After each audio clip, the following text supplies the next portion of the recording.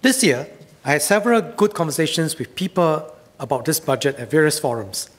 Some asked me, what about me? There didn't seem to be anything in this budget for me. Now, even if there's nothing new for you this year, you and the family have certainly benefited from every one of our budgets. As I said, we must not look at the budget in isolation. One budget builds on another. So let me outline how this budget benefits different groups. Our young people have benefited from stronger support in education, housing, and parenthood. They also benefit from the opportunities that the vibrant economy brings, as I explained earlier. We provide up to $80,000 in grants for new BTO flats and $120,000 for resale flats, and invest even more later when the estates undergo upgrading. Parents can receive a maximum of between $18,000 to $32,000 in marriage and parenthood benefits for each eligible child, on top of paid maternity and paternity leave, tax reliefs, and preschool subsidies. Our middle-income families, especially those feeling sandwiched, supporting retiree parents and school-going children, would benefit from many schemes. For example, their children receive significant education subsidies. Without these subsidies, families would have to pay more than 60 times the current fees for their children in school. Without these subsidies, families would have to pay more than 60 times the current fees for their children in school. University fees would also be 4 times what Singaporean students currently pay. And this is for a world-class education. The Pioneer and Merdeka generation packages ease healthcare costs for their parents, and in so doing, help with their families' overall expenses.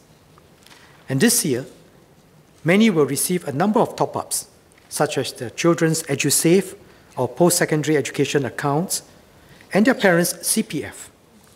And all who pay income tax will receive a rebate.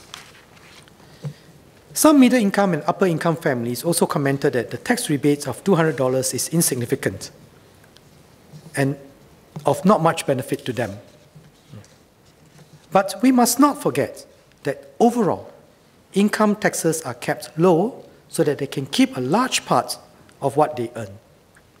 This year, as Mr. Ong Teng Koon mentioned, one of the key things that help with keeping expenses manageable.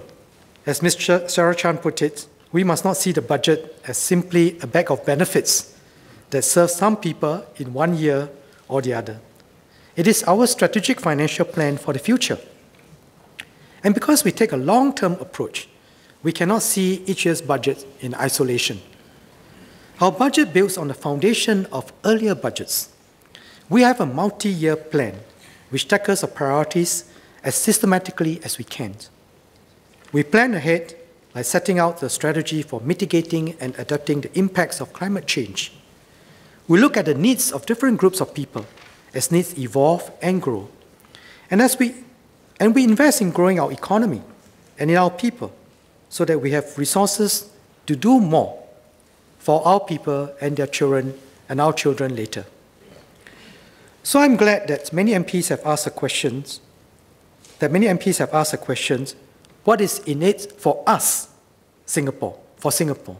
What is in it for us, for Singapore? Rather than what is in it for me. Budget 2019 and our previous budgets are to build a better Singapore for all of us. All of us benefit from a Singapore which is strong and united, with a strong defense to protect our way of life, a clean and green environment, a livable city and enduring home, a vibrant economy where opportunities abound, and a strong community where no one is left behind.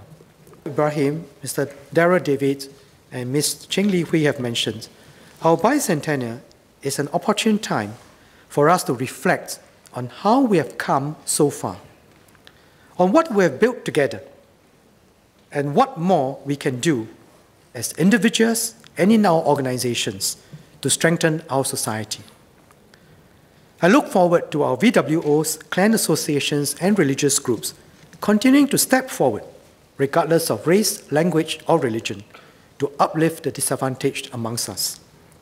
I look forward to more people, academics, professionals, and indeed all citizens, providing constructive suggestions on how best to tackle critical issues confronting Singapore, and as Mr. Chris de Souza mentioned, on strengthening our social compact.